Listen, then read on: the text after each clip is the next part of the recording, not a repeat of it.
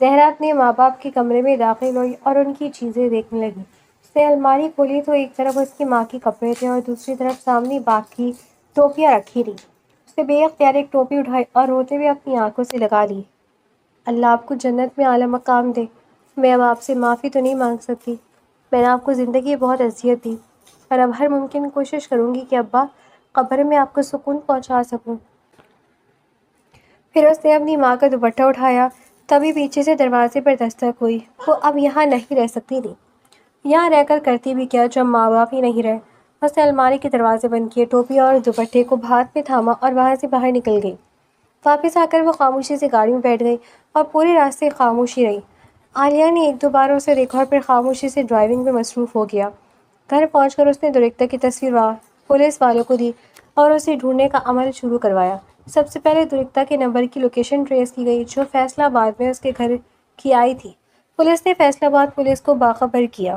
فیصل آباد کی police active ہو گئی اور احمر کے گھر پر چھاپا مارا، لیکن درختہ وہاں نہ ملی۔ پھپھو اور احمر نے روتے بتایا کہ وہ لوگ خود بھی درختہ کو تلاش کر رہے ہیں پر وہ اپنی مرضی سے گئی ہے۔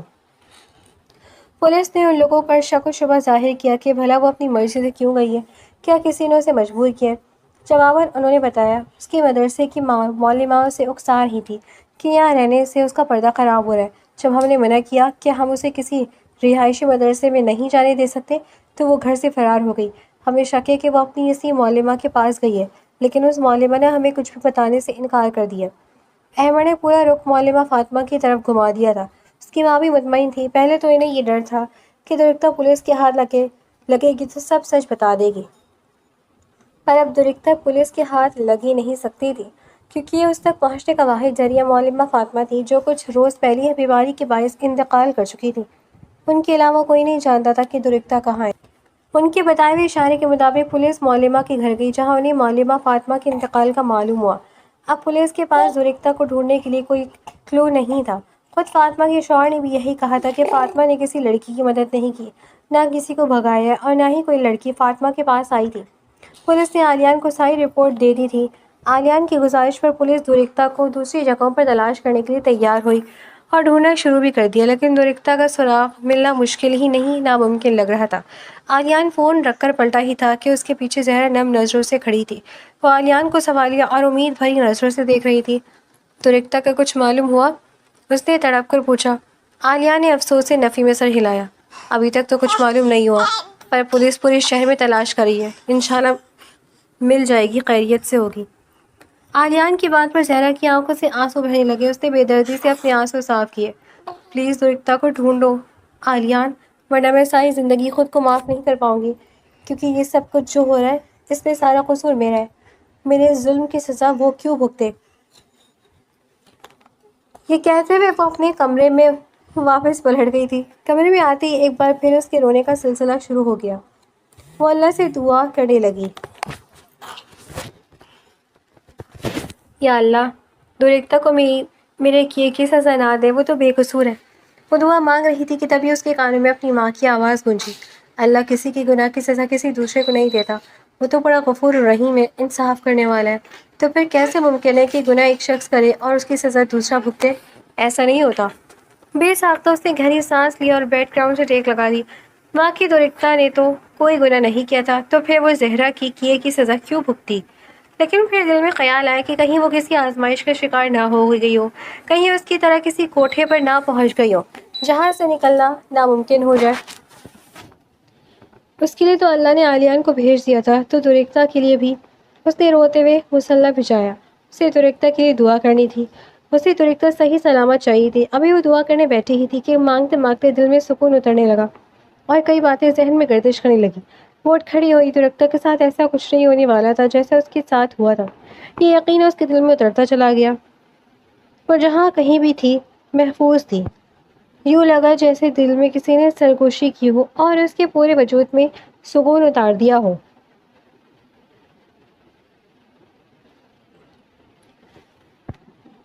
وہ جھولے پر بیٹھی گمسم سی کھوئی سی تھی۔ عالیان کی گھڑی میں وقت 1 بج رہا تھا۔ وہ باہر آئی کیونکہ اسے کسی ضروری کام سے نکلنا تھا، لیکن جب نگاہ جھولے پر بیٹھی زہرا پر پڑی تو وہ قدم قدم چلتا ہوا اس کے پاس آ گیا۔ زہرا کو اس کی موجودگی کا احساس نہیں ہوا تھا۔ عالیان خاموشی سے اس کے برابر جھولے پر بیٹھ گیا۔ زہرا چونکی، گردن موڑ کر عالیان کو دیکھا اور پھر واپس اپنے چہرے کا زاویہ بدل دیا۔ اس کی آنکھیں نم تھیں۔ عالیہ نے ایک دم اس کے ہاتھ پر اپنا ہاتھ رکھا۔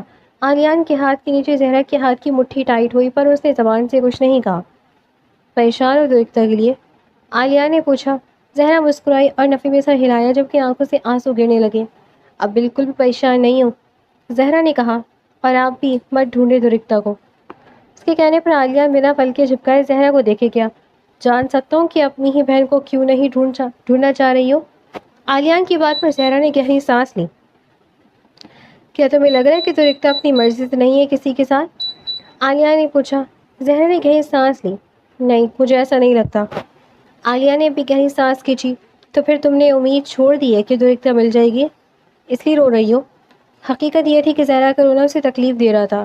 زہرا نے خاموشی سے رخ موڑا اور عالیان کو دیکھنے لگی۔ میں درختہ کے کھو جانے کی وجہ سے نہیں رو رہی، بلکہ اپنا اور درختہ کا موازنہ کر کے رو رہی ہوں۔ میں پہلے بہت پریشان تھی کہ نہ جانے درختہ کہاں ہوگی، کس حال میں ہوگی، کہیں وہ بھی وہاں نہ پہنچا دی جائے جہاں میں پہنچا دی گئی تھی، کہیں اس کا حال میرے جیسا نہ ہو۔ لیکن پھر رات کے بعد اللہ نے میرے دل کو بہت مطمئن کر دیا، میرے دل میں یہ خیال ڈال دیا، اور میں یہاں بیٹھی اسی خیال کے تحت اپنا اور درختہ کا موازنہ کر رہی تھی کہ اس کے ساتھ کچھ غلط کیسے ہو سکتا ہے۔ اس نے کبھی کسی کے ساتھ برا نہیں کیا، کسی کو اپنے الفاظ سے تکلیف نہیں پہنچائی، کبھی اپنے آپ کو برتر نہیں سمجھا اور نہ کبھی تکبر کیا۔ وہ تمہیں پسند کرتی تھی اور وہ ہمیشہ کہتی تھی کہ پسند کرنا جائز ہے، گناہ نہیں ہے، ایک اختیار ہے، اور شاید اگر ابا اس کا رشتہ کہیں اور کر رہے ہوتے تو وہ ابا کے سامنے اپنی پسند کا اظہار بھی ضرور کرتی، لیکن اگر وہ انکار کرتے تو مجھے یقین ہے وہ پھر تمہاری طرف قدم نہیں بڑھاتی۔ اس کے پاس تم سے بات کرنے کے بہت سارے موقع تھے۔ سدرا جانتی تھی کہ وہ تمہیں پسند کرتی ہے، وہ تمہاری بہن سے بہت ملتی جلتی تھی، تم سے دوستی کرنا اس کے لیے کون سا مشکل تھا، پر وہ اپنی حدود جانتی تھی اور حدود کے اندر رہنا بھی۔ پر تم دیکھو، سب کو ان کی حدود کا درس دینے والی میں، زہرا شاہ حسین، اپنی حدود جانتے ہوئے بھی انہیں پھلانگ گئی تھی۔ آسمان پہ اڑنے والے پرندوں کو اپنی اڑان کا معلوم ہوتا ہے۔ جو یہ چڑیاں ہوتی ہیں نا، اس کو پتا ہوتا ہے کہ اگر وہ زیادہ اونچی اڑان اڑے گی تو کسی چیل کی خوراک بن جائے گی، اس لیے وہ اڑتے ہوئے کبھی اپنی حدود سے باہر نہیں جاتی۔ میں بھی تو سب جانتی تھی، پر اپنی حدود توڑ کر باہر نکل گئی، اور دیکھو کہاں گئی، کہاں سے پھر کر کہاں آ گئی۔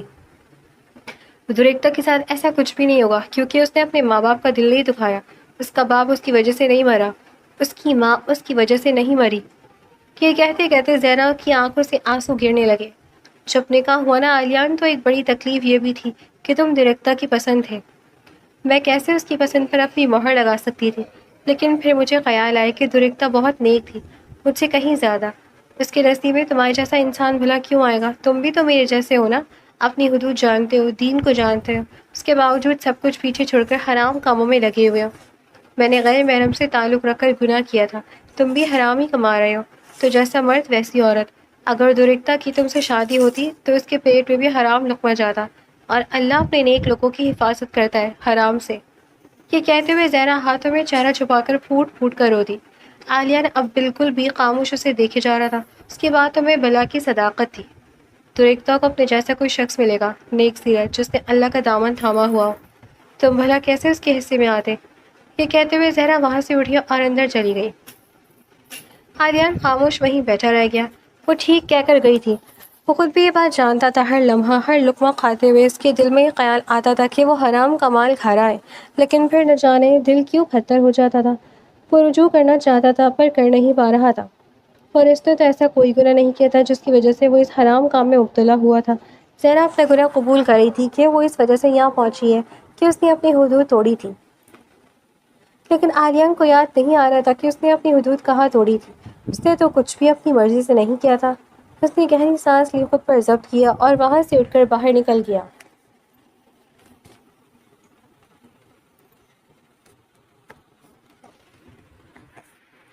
رات کو جب وہ کمرے میں آئے تو زہرا مصلے پر بیٹھی تھی۔ عالیان خاموشی سے بیٹھ پر نیند براز ہو کر زہرا کو دیکھنے لگا۔ وہ زہرا کو نہیں دیکھ رہا تھا بلکہ اس کے عمل کو دیکھ رہا تھا۔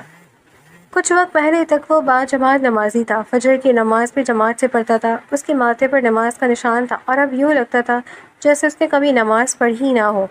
خود پر نظروں کا گمان محسوس کر کے زہرا نے اپنے چہرے پر ہاتھ پھیرا اور عالیان کو دیکھا، وہ اب بھی اسے ہی دیکھ رہا تھا۔ وہ خاموشی سے مصلی طے کر کے صوفے پر بیٹھ گئی۔ عالیہ نے ایک سوال پوچھوں؟ زہرا کی آواز پر وہ ہوش میں لوٹا اور سیدھا ہو کر بیٹھ گیا۔ ہاں پوچھو۔ لہجہ نرم تھا، اب اس کا لہجہ دن بدن زہرا کے لیے نرم ہوتا جا رہا تھا۔ پرانا ہر زخم مان پڑ رہا تھا اور کچھ ایسا ہی حال زہرا کبھی تھا۔ وہ شاید اس زندگی کو قبول کر چکی تھی۔ تم ان سب کاموں میں کیسے پڑے؟ تم تو نوکری کرتے تھے، نیک تھے، نمازی تھے، حرام کے آپشنز تو تمہارے پاس پہلے بھی آئے ہوئیں گے، پھر ایسا آخر کیا ہو گیا کہ تم ان سب میں ملوث ہوتے چلے گئے؟ زہرا کے پوچھنے پر عالیہ نے گہری سانس لی اور کھڑا ہو کر زہرا کے مقابل بیٹھ گیا۔ زہرا اسے دیکھنے لگی۔ عالیہ نے اپنے چہرے پر ہاتھ پھیرا۔ اسی سوال کا جواب میں بھی ڈھونڈ رہا ہوں زہرا۔ اگر تم دے سکتی تو میری بہت بڑی الجھن دور ہو جائے گی۔ تم نے اعتراف کیا کہ تمہارے ساتھ جو کچھ بھی ہوا وہ تمہارے اپنے عمل کی وجہ سے ہوا، لیکن میرے ساتھ ایسا کیوں ہوا؟ میں نے تو ایسا کوئی غلط عمل نہیں کیا تھا، تو پھر میرے حصے میں یہ سب کیوں آیا؟ اس کے سوال پر زہرا خاموشی سے اسے دیکھتی جا رہی تھی۔ جانتی ہوں، میں جب امی کو ہسپتال لے کر گیا تھا تو ان کو ہارٹ اٹیک ہوا تھا، دل کے وال بند ہو گئے تھے، ڈاکٹر نے فوراً سرجری کا کہا تھا۔ سرجری کے لیے 7.5 لاکھ روپے کی رقم کی ضرورت تھی۔ میرے پاس اتنی رقم نہیں تھی اور نہ ہی میں کسی سے ادھار لے سکتا تھا، کیونکہ سدرا کی شادی کی وجہ سے میں نے پہلے بہت سارا قرض لے رکھا تھا۔ اتفاق سے اسی وقت میرے پاس میرے آفس کے سینئر رجب کی کال آئی۔ میں نے اس سے ادھار پیسے مانگے، اس نے ادھار دے سے منع کر دیا، پھر مجھے ایک راستہ بتایا۔ اس نے بتایا کہ ایک ٹیم ہے جو غلط کام کرتی ہے اور اس سے اچھی خاصی کمائی ہو جاتی ہے۔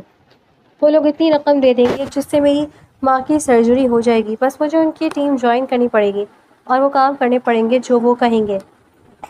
میں نہیں کرنا چاہتا تھا، پر میں اس کے ساتھ گیا، ان سے رقم لی تاکہ ماں کا آپریشن ہو سکے اور ان کی ٹیم جوائن کر لی۔ پیسے مل گئے، ماں کا آپریشن صحیح ہو گیا اور وہ ٹھیک ہو کر گھر آ گئی، لیکن پھر میں نے پیچھے ہٹنے کا سوچا۔ میں نے زیور بیچے، لیکن ان زیورات کی رقم چوری ہو گئی۔ میرے پاس ان کے ساتھ کام کرنے کے علاوہ کوئی دوسرا راستہ نہیں تھا، لیکن وہ مجھ سے اتنے غلط کام کرواتے گئے کہ اب سوچتا ہوں تو مجھے اپنے آپ سے گھن آتی ہے۔ وہاں سے نکلنے کے لیے میرے پاس واحد راستہ بہت سارا پیسہ تھا، تاکہ وہ دے کر میں وہاں سے آزاد ہو سکوں، اس لیے میں نے ٹریڈنگ جوائن کی تھی۔ میں اس دلدل سے تو نکل آیا، پر اس مال کے چنگل سے نہیں نکل رہا، اس ٹریڈنگ سے نہیں نکل پا رہا۔ میں روز سوچتا ہوں کہ آج آخری دن ہے، اس کے بعد نہیں کروں گا۔ جتنا پیسہ ہے بہت ہے، لیکن پھر بھی پیچھے نہیں ہٹ پا رہا۔ آریان کی بات سن کر زہرا خاموش رہی۔ اب مجھے بتاؤ، میں کیوں ان سب میں پھنسا؟ میں نے تو ایسا کوئی گناہ نہیں کیا تھا۔ اس کے سوال پر زہرا نے گہری سانس لی اور اپنے چہرے پر ہاتھ پھیرا۔ تم جانتے ہو، گناہ صرف وہ نہیں ہوتا جو ہم کرتے ہیں، گناہ وہ بھی ہوتا ہے جو ہم بروقت نہیں کرتے۔ اس کی بات پر عالیہ نے اسے ناسمجھی سے دیکھا۔ زہرا نے اپنا پورا رخ اس کی طرف کیا۔ اللہ پر توکل نہ کرنا بھی تو ایک طرح سے گناہ ہے نا؟ کیا لگتا ہے تمہیں وہ رقم ان لوگوں کی طرف سے ملی تھی؟ ایسا نہیں ہے، وہ رقم تمہاری تقدیر میں اللہ کی طرف سے ہی لکھی تھی، پر راستہ تم نے غلط چنا تھا۔ اللہ نے جو دینا ہوتا ہے وہ ہر حال میں دیتا ہے، لیکن راستے کا انتخاب انسان خود کرتا ہے۔ قسم سے اگر تم وہ ٹیم جوائن نہیں کرتے اور ان سے قرض نہ بھی لیتے، تب بھی آنٹی کا آپریشن ہوتا اور ان کی زندگی بچ جاتی، کیونکہ ان کی موت اس وقت لکھی ہی نہیں تھی۔ تم انتظام نہ بھی کرتے تب بھی وہ بچ جاتی۔ کیسے؟ یہ ہم نہیں جانتے، یہ اللہ کا کام تھا، پر تمہیں ایک غلط راستہ ملا اور تم نے وہ اختیار کر لیا۔ جب کوئی بندہ اللہ کے قریب ہوتا ہے تو اللہ اسے آزماتا ہے، مشکل وقت میں اس کے سامنے غلط دروازے کھول دیے جاتے ہیں۔ یہ انسان پر ہوتا ہے کہ اگر وہ ان کھلے دروازوں کو دیکھ کر بھی اپنے قدم پیچھے رکھتا ہے تو اللہ اس کے سامنے جائز اور اچھا راستہ کھول دیتا ہے، وہ راستہ جو اس کی دنیا کے لیے بھی آسان ہوتا ہے اور آخرت کے لیے بھی۔ تم غلط دروازے میں داخل ہو گئے، یہ تمہاری غلطی تھی۔ زہرا کے سمجھانے پر عالیہ کی آنکھوں سے آنسو کا قطرہ نکل کر گال پر لڑک گیا۔ سب کچھ اس کی آنکھوں کے سامنے بالکل صاف اور واضح ہو گیا تھا۔ اور ایک بات عالیہ، یہ مت سوچنا کہ جتنا کما لیے وہ بہت ہے، اب چھوڑ دو گے تو حلال کی طرف آ جاؤ گے۔ جب تک حرام مکمل نہیں چھوڑو گے، حلال کی طرف نہیں آ سکتے۔ اگر تمہارا حرام کا لقمہ جاری رہے گا تو تم حلال کماؤ گے، تب بھی اسی میں پھنسے رہو گے اور پھر حرام کی عادت ختم نہیں ہوگی، تم اس جنجال سے نکل نہیں پاؤ گے۔ تمہیں یہ مکمل چھوڑنا پڑے گا۔ اگر تم نیم کے درخت کا بیج بوگے، اس پر میٹھے اور پھلدار پھول نہیں کھلیں گے، اسی طرح اگر تمہاری بنیاد حرام پر ہوگی تو اس کے اوپر حلال کی عمارتیں کھڑی کرنے سے بھی وہ حلال نہیں بنے گی. پہلے حرام صاف کرو پھر حلال کی طرف بڑھو. یہ کہتے ہوئے زہرا وہاں سے اٹھ گئی. اس کا مطلب واضح تھا کہ عالیان کو سب کچھ چھوڑنا پڑے گا. ٹریڈنگ، یہ گھر، گاڑی، آسائشیں اور اس گھر میں موجود اس کمائی سے آئی ہر ایک چیز اسے چھوڑنی پڑے گی. تم نماز کیوں نہیں پڑھتے؟ کمبل میں گھستے گھستے زہرا رکی تھی اور پلٹ کر عالیان کو دیکھا. عالیان نے اپنے چہرے پر ہاتھ پھیرا. نہیں پڑھی جاتی، شرم آتی ہے، ڈر لگتا ہے. کس چیز سے ڈر لگتا ہے؟ زہرا نے دھیمے سے لہجے میں پوچھا. عالیہ نے گہری سانس لی. نماز پڑھنے کے باوجود گناہ جاری رکھوں گا تو گناہ زیادہ ہوگا. نماز برائی سے روکتی ہے اور عالیان کی بات ادھوری تھی کہ زہرا نے درمیان میں بات کر دی. تو تم حرام کمانا نہیں چھوڑنا چاہتے؟ مت چھوڑو، لیکن نماز شروع کر دو. نماز کوئی آپشن نہیں، لازم ہے، فرض ہے. حرام کمانا ایک الگ عمل ہے اور نماز پڑھنا ایک الگ عمل ہے. زہرا یہ کہہ کر دوسری طرف منہ کر کے لیٹ گئی اور عالیان سوچ میں پڑ گیا. اس کی نگاہ سامنے رکھی جانماز پر پڑی تو ہاتھ کپکپانے لگے. دل مچلنے لگا کہ وضو کر کے جانماز پر کھڑا ہو جائے، لیکن اپنے قدم روکنے لگا. اس کی ٹانگیں کانپنے لگی. وہ اپنی ٹانگوں کو زور زور سے ہلا رہا تھا. ڈر لگ رہا تھا کہ اگر اٹھے گا تو وضو کرنے کے لیے قدم بڑھ جائیں گے. ابھی وضو کس منہ سے کرے گا؟ نماز کس منہ سے پڑھے گا؟ اس کے پیٹ میں حرام کا لقمہ ہوتے ہوئے اس سجدے میں سر کیسے جمائے گا؟ جب برداشت نہ ہوا تو اس نے اپنی جوتی اتاری، مصلی بچھایا اور بغیر وضو کے سجدے میں گر گیا. اس نے نماز نہیں پڑھی، صرف سجدہ کیا. وہ سجدے میں گر کر رونے لگا. اسے خبر ہی نہ ہوئی کہ روتے روتے اس کی آواز بلند ہونے لگی. زہرا نے جب عالیان کو سجدے میں گر کر روتے دیکھا تو اس کی آنکھیں بھی نم ہونے لگی. اس نے خاموشی سے اپنے قدم پیچھے ہٹائے اور کمرے سے باہر نکل گئی. مصلی پر انسان کی سب سے زیادہ پرسنل سپیس، شخصی جگہ ہوتی ہے. وہاں وہ اپنے رب سے وہ سب کہتی تھے جو کسی اور سے نہیں کہہ سکتا. وہ نہیں چاہتی تھی کہ وہ عالیان کی اس پرسنل سپیس میں خلل ڈالے اور عالیان اپنے رب کے حضور بات کرتے ہوئے بھی جھجکے.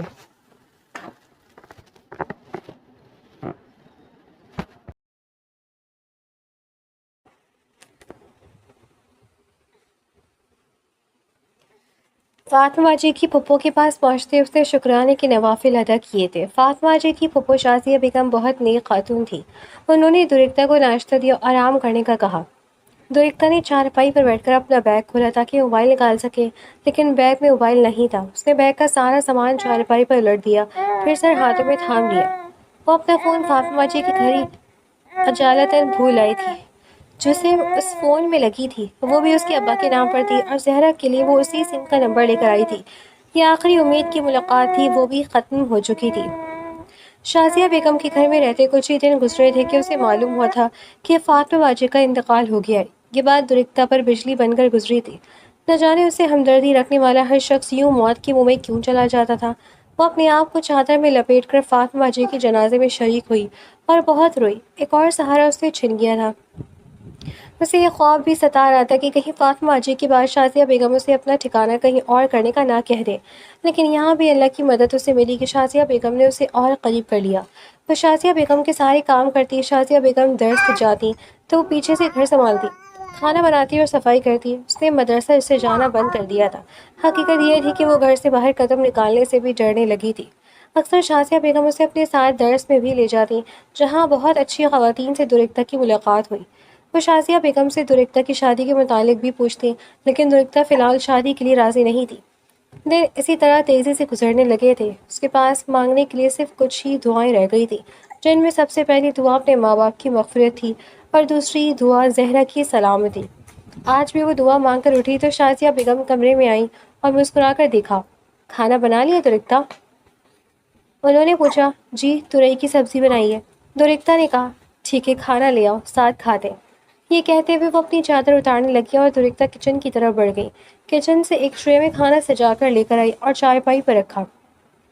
وہ اور شازیہ بیگم دونوں ایک ساتھ کھانا کھانے لگی. تمہیں یاد ہے پچھلی بار تم میرے ساتھ درس پر گئی تھی تو وہاں ایک نازلی نامی خاتون ملی تھی جنہوں نے بہت پیار سے بات کی تھی تم سے. وہ تم سے کافی متاثر ہوئی ہیں اور تم بھی ان سے کافی متاثر نظر آ رہی تھی. ان کی بات پر درختہ مسکرائی. جی واقعی بہت نیک اور شفقت والی خاتون ہے وہ، اللہ انہیں اپنی امان میں رکھے. درختہ نے نوالا منہ میں ڈالا. شازیہ بیگم اسے دیکھنے لگی. درختہ، تم نے دیکھا ہوگا کہ زندگی اور موت کا کوئی بھروسہ نہیں ہے.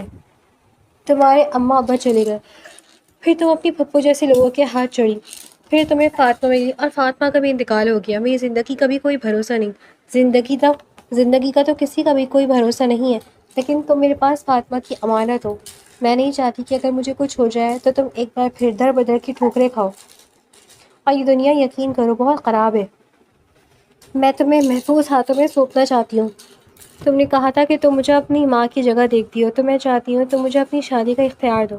یقین کرو میں تمہاری بہت اچھی جگہ شادی کر دوں گی. ان کے کہنے پر درختہ نے خاموشی سے اپنے لب بھیج لیے. وہ درختہ سے بہت بڑے اختیار مانگ رہی تھی.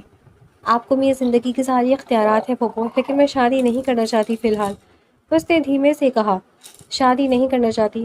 پھر بھی کر لو. کیا تمہیں نہیں پتا کہ دین میں شادی کتنی ضروری ہے؟ جوان لڑکیوں، میں تمہیں کب تک محفوظ رکھوں گی بتاؤ؟ تمہاری شادی ہو جائے گی تو تمہارے سر پر سایہ آ جائے گا، اور یقین کرو شوہر سے زیادہ محفوظ پناہ گاہ کوئی نہیں ہوتی. مرد کا ساتھ ضروری ہے درختہ. یہ کہتے کہتے ان کی آنکھیں نم ہو گئیں. درختہ نے کھانا روک کر انہیں دیکھا. آپ مجھے ایموشنل بلیک میل کر رہی ہیں؟ اس نے نم نظروں سے پوچھا. وہ نفی میں سر ہلانے لگی. نہیں، میں اپنی بیٹی کو سمجھا رہی ہوں. بہت اچھا رشتہ ہے درختہ. نازلی بہت اچھی عورت ہے، بہت اچھی ساس ثابت ہوگی. اور تم سوچو نازلی جیسی دیندار عورت کا بیٹا کتنا اچھا ہوگا. اس نے کتنی اچھی تربیت کی ہوگی اپنی اولاد کی. جو مائیں خود اچھی ہوتی ہیں وہ اولاد کی تربیت بہت اچھی کرتی ہیں. اور میں نے سنا ہے کہ نازلی کا بیٹا بہت نیک ہے. اور تو اسے سنا ہے کہ جب نازلی درس کے لیے آ رہی ہوتی ہے تو اس کا بیٹا ہی اسے چھوڑنے کے لیے آتا ہے. وہ لوگ ہر لحاظ سے بہتر ہے. تم بہت اچھا گھر ڈیزرو کرتی ہو، اور وہ لوگ ویسے ہی ہیں. لڑکی کا اپنے بزنس سے ماں نیک ہے، اور کیا چاہیے. ان کے کہنے پر درختہ نے گہری سانس لی. آنکھوں سے آنسو گرنے لگے. میں چاہتی ہوں کہ مجھے پہلی زہرا مل جائے. میں نہیں چاہتی کہ میں اپنی زندگی میں مگن ہو جاؤں. میرے پاس میری واحد خونی رشتہ دار زہرا ہی بچی ہے. اس نے آنسو پوچھتے ہوئے کہا. شازیہ بیگم اس کے پاس آ کر بیٹھیں اور اس کے کندھے کو تھپتھپایا. کیا تمہیں اللہ پر یقین نہیں ہے؟ میں نے کہا نا جب کوئی چیز سچے دل سے مانگو تو مل جاتی ہے. تم اللہ پر یقین رکھو. کیا پتہ زہرا کا ملنا تمہاری شادی کے بعد لکھا ہو. تم جانتے ہو تم جتنا اپنی شادی کو ڈیلے کرو گی زہرا کا ملنا اتنا ڈیلے ہوتا جائے گا. اللہ کے پاس ہر کام کا وقت ہوتا ہے اور مقرر ہوتا ہے. تو ایک کا ویسا نہیں ہوتا جیسا انسان چاہتا ہے، بلکہ یہ اللہ کو معلوم ہے کہ کس وقت کیا بہتر ہے، اور وہ وہی کرتا ہے. درختہ خاموشی سے سر ہلانے لگی. تو بتاؤ، دیتی ہو مجھے اختیار اپنی زندگی کا؟ ان کے پوچھنے پر درختہ نے اپنے آنسو صاف کیے اور اس بات میں سر ہلا دیا. شازیہ بیگم نے بے اختیار سے اپنے سینے سے لگا لیا. واقعی وہ بہت نیک اور بے ضرر سی بچی تھی. اس کے سر پر بوسہ دیا. میری دعا ہے کہ اللہ تمہاری نصیب شہزادیوں جیسی کرے، ایسی کہ شہزادیاں بھی ہوں تو تمہاری قسمت پر رشک کریں. یہ کہتے ہوئے وہ وہاں سے اٹھ گئی. خوشی سے ان کی بھوک مٹ گئی تھی. دوسری طرف درختہ نے بے دلی سے کھانا اٹھایا اور کچن میں رکھ دیا.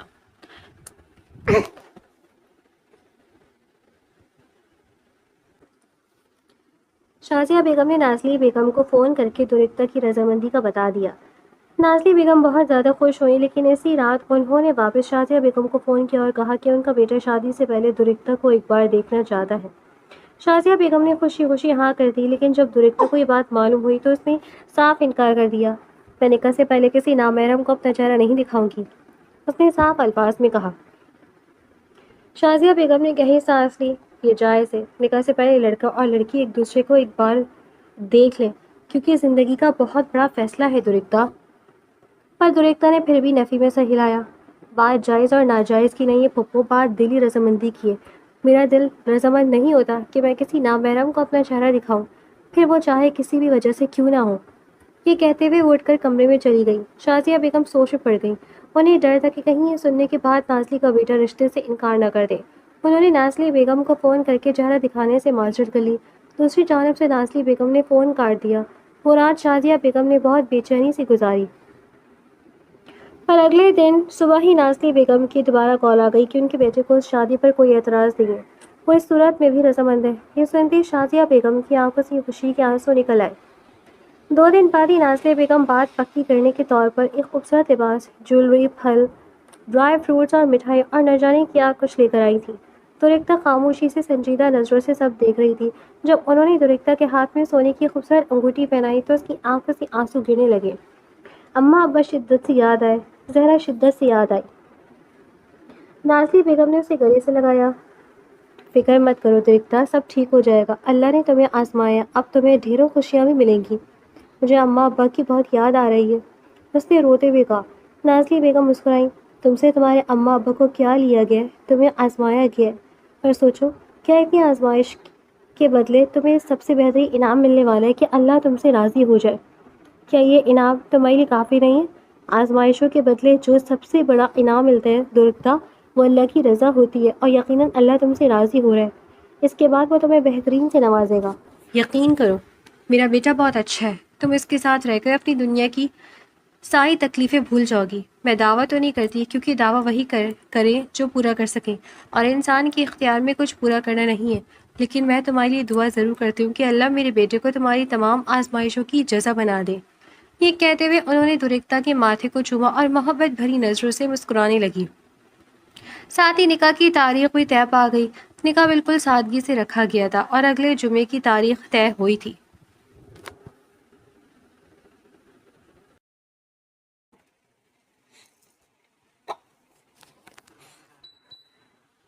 زہرا لاؤنج میں ٹہلتے ٹہلتے بیک یارڈ میں آ گئی تھی جہاں آلیان کا آفس تھا۔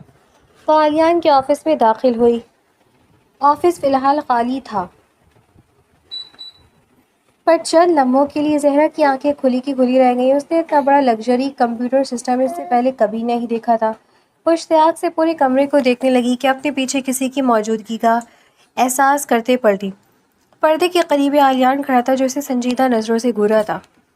یہاں کیوں آئی ہو؟ یہ میری پرسنل اسپیس ہے، اس نے زہرا سے کہا۔ ان سب میں پرسنل کیا ہے؟ ممکن ہے ہو سکتا ہے کہ واقعی پرسنل اسپیس ہو، کیونکہ انسان غلط کام چھپ کر ہی کرتا ہے۔ یہ کہتے ہوئے زہرا وہاں سے نکلنے لگی۔ عالیہ نے آگے بڑھ کر اس کا بازو تھاما۔ تمہاری طنز کرنے کی عادت گئی نہیں نا؟ تم آج بھی وہی ہو، اپنی زبان سے لوگوں کو زخمی کرنے والی۔ پر میں مزید نہیں سہ سکتا، میں خود کو تمہارے جتنا نہیں گرا سکتا، اس نے سختی سے کہا۔ زہرا نے نفی میں سر ہلایا۔ طنز نہیں کر رہی، بس چاہتی ہوں کہ تم یہ سب چھوڑ دو، واپس اسی راستے پر آ جاؤ جس سے بھٹکے تھے۔ زہرا کے کہنے پر عالیہ نے آنکھوں پر بل ڈالے اور اسے گھورا۔ تمہیں میری فکر اتنی کیوں ہو رہی ہے؟ تم کیوں چاہتی ہو کہ میں راہ راست پر آ جاؤں؟ عالیان کے سوال پر زہرا نے گہری سانس لے کر نظریں جھکا لی۔ مجھے ایسا لگتا ہے کہ یہ سب کچھ جو بھی ہوا ہے اس میں کہیں نہ کہیں میرے اور میرے ابا کا قصور ہے۔ نہ ہم ان سے ایسی بات کرتے، نہ تمہاری امی کو ہارٹ اٹیک ہوتا۔ ہونے والی چیزیں تو وہی تھیں، پر ایک ذریعہ ہم بن گئے تھے۔ اس کے اعتراف پر عالیہ نے اس کا بازو چھوڑ دیا۔ یہ سب کچھ اتنا آسان نہیں ہے۔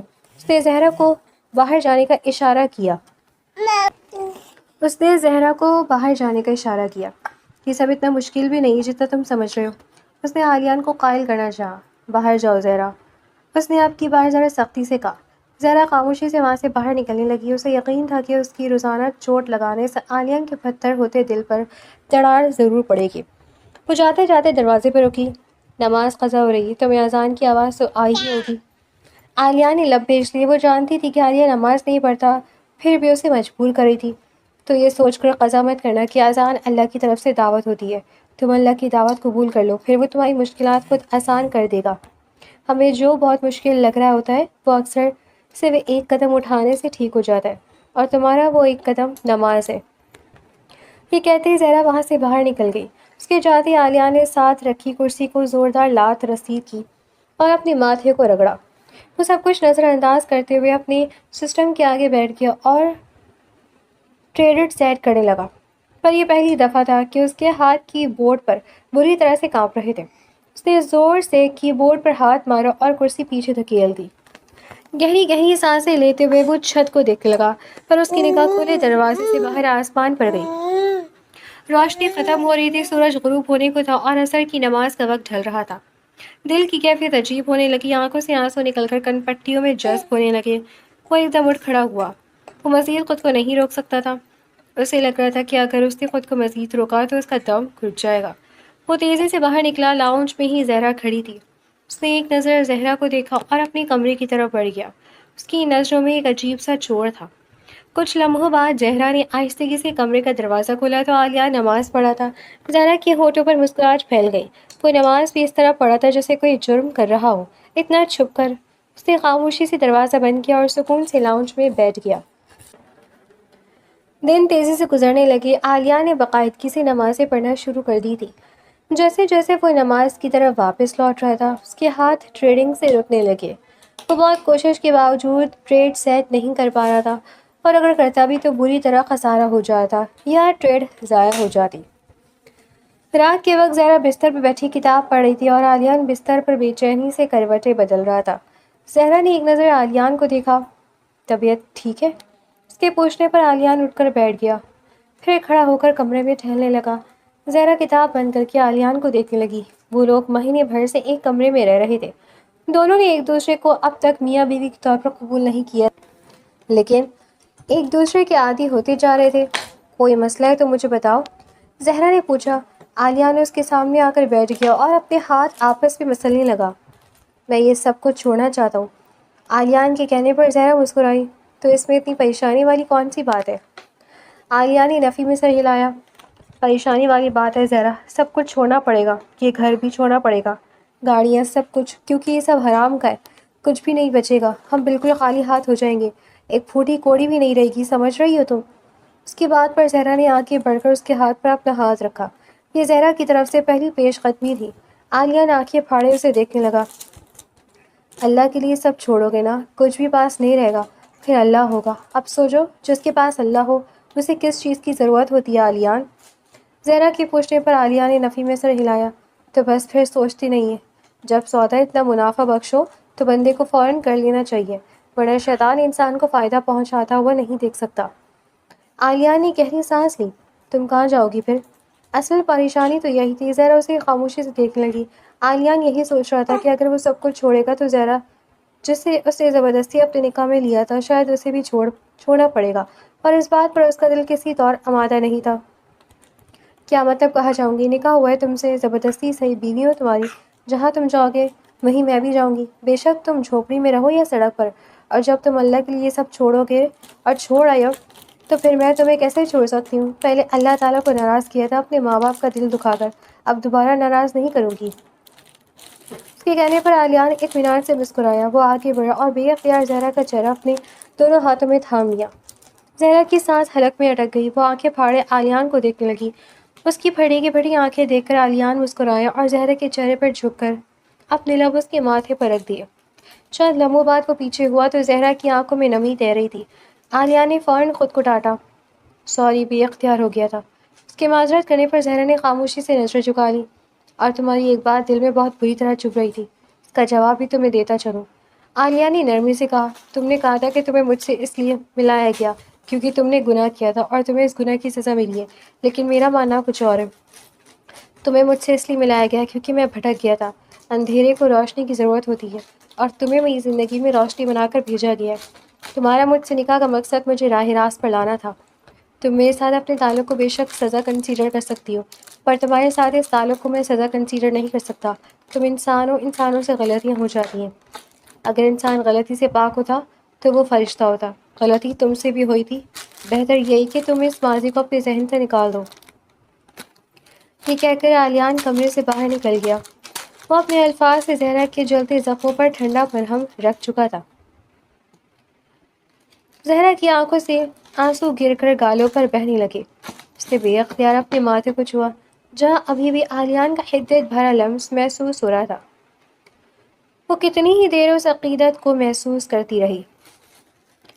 آج اپنا آپ اسے بہت معتبر لگ رہا تھا۔ اس نے سکون سے آنکھیں موند لیں اور بستر پر نیند دراز ہو گئی۔ وہ اللہ کا جتنا شکر ادا کرتی کم تھا۔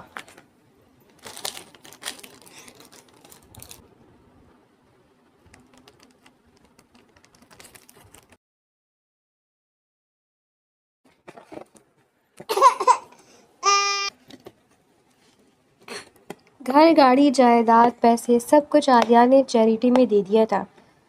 یتیم بچوں کی کفالت، اولڈ ایج ہومز اور مدارس کو۔ اب وہ مکمل خالی ہاتھ تھا، حتیٰ کہ اس کے پاس ایک وقت کی روٹی کھانے کے پیسے بھی نہیں تھے۔ ہم کہاں جائیں گے عالیان؟ زہرا نے اپنا سامان پیک کرتے ہوئے عالیان سے پوچھا۔ سامان میں اس کے پاس صرف ایک جانماز اور 2 سوٹ تھے جو وہ اپنی امی کے گھر سے لے کر آئی تھی۔ اس نے عالیان کی دلائی ہوئی تمام چیزیں وہیں چھوڑ دی تھی، بے شک وہ ضرورت کی ہی کیوں نہ تھی، پر حرام کے پیسوں سے آئی تھی۔ ابھی فی الحال پرانے محلے جائیں گے، وہاں گھر ہے، چلتے پھر دیکھتے ہیں آگے کیا کرنا ہے، کوئی نوکری تلاش کرنی پڑے گی۔ عالیہ نے کہتے ہوئے قدم باہر کی طرف بڑھائے، تبھی زہرا نے اسے پکارا۔ میں وہاں نہیں جاؤں گی عالیان، میں لوگوں کو فیس نہیں کر سکتی، لوگوں کی باتیں نہیں سن سکتی۔ کہتے ہوئے زہرا کا لہجہ نم ہو گیا۔ عالیان قدم پیچھے لیتا ہوا واپس اس کے مقابل آیا اور زہرا کو دونوں بازوؤں سے تھام لیا۔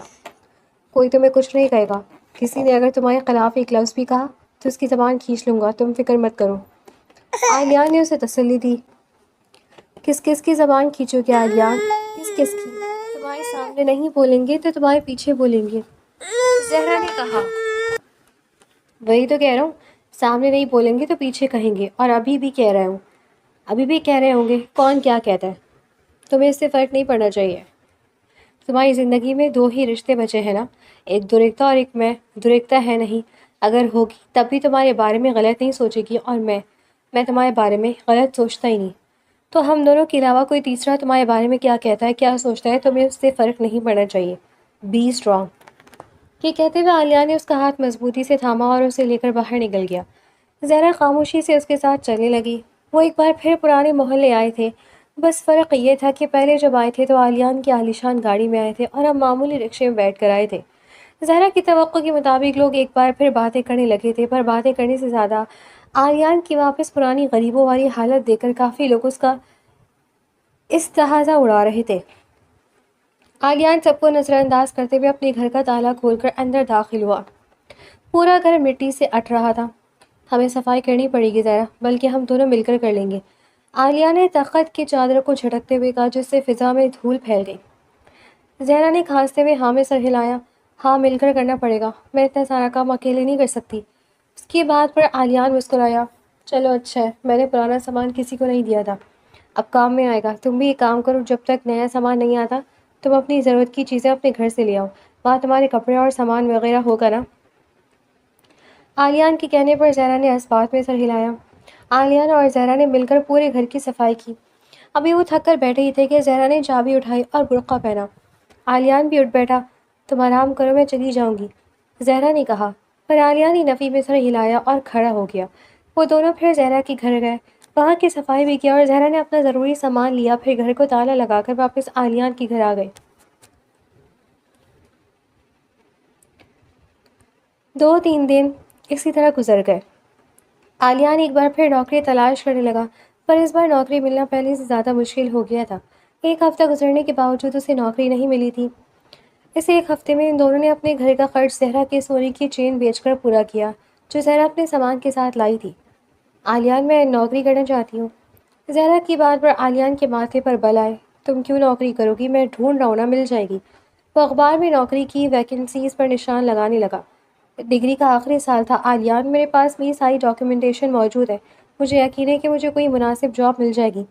میں صرف تب تک جاب کرنے کا کہہ رہی ہوں جب تک تمہیں نوکری نہیں مل جاتی، تمہیں جیسی ملے گی میں چھوڑ دوں گی، اس میں ایگو بیچ میں مت لاؤ، وقت کا جو تقاضا ہوا انسان کو وہی کرنا چاہیے، زہرا نے سمجھایا۔ عالیہ نے نفی میں سر ہلایا۔ نہیں زہرا، میں تمہیں باہر نہیں بھیج سکتا۔ زہرا کا چہرہ لمحے میں تاریک ہوا اور نظریں جھکا گئی۔ عالیہ نے پریشانی سے اسے دیکھا۔ تم جیسا سوچ رہی ہو ویسا کچھ نہیں ہے، تمہیں وضاحت نہیں دینی چاہیے، میں کچھ نہیں سوچ رہی، اور سچ تو یہ ہے کہ کوئی بھی ایسی عورت کو باہر کیسے جانے دے سکتا ہے جو… عالیہ نے اس کی بات درمیان میں کاٹی۔ تم بہت غلط سوچ رہی ہو زہرا، میں بس نہیں چاہتا کہ تم پھر کوئی پریشانی اٹھاؤ، باہر کا ماحول بہت خراب ہے، پر باخدا مجھے تم پر پورا اعتماد ہے۔ عالیان کے کہنے پر زہرا دھیمے سے مسکرائی، اور مجھے اللہ پر پورا یقین ہے کہ میرے ساتھ کچھ نہیں ہوگا۔ زہرا کے پختہ لہجے پر نہ چاہتے ہوئے بھی عالیان مان گیا۔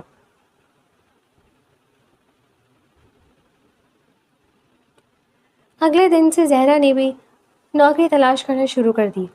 عالیان کو تو فی الحال نہ ملی، لیکن زہرا کو 1 ہفتے بعد ہی نوکری مل گئی۔ نوکری زیادہ ہائی فائی نہیں تھی، معمولی نوکری اور معمولی تنخواہ تھی۔ اسے ایک کمپنی کے HR ڈپارٹمنٹ میں ملازمت مل گئی تھی۔ زہرا نے نوکری جوائن کر لی تھی، جبکہ عالیان بے روزگار تھا اور مستقل نوکری کی تلاش میں تھا۔ زہرا نے نوکری جوائن کر لی تھی، جبکہ عالیان بے روزگار تھا اور مستقل نوکری کی تلاش میں تھا۔ محلے کے لوگوں کو ایک اور موضوع مل گیا تھا تبصرے کرنے کے لیے۔ اب وہ عالیان کی غیرت پر باتیں بنا رہے تھے کہ خود فارغ بیٹھ کر بیوی کی کمائی کھا رہا ہے، لیکن اب زہرا اور عالیہ دونوں کو ہی لوگوں کی باتوں سے کوئی فرق نہیں پڑتا تھا۔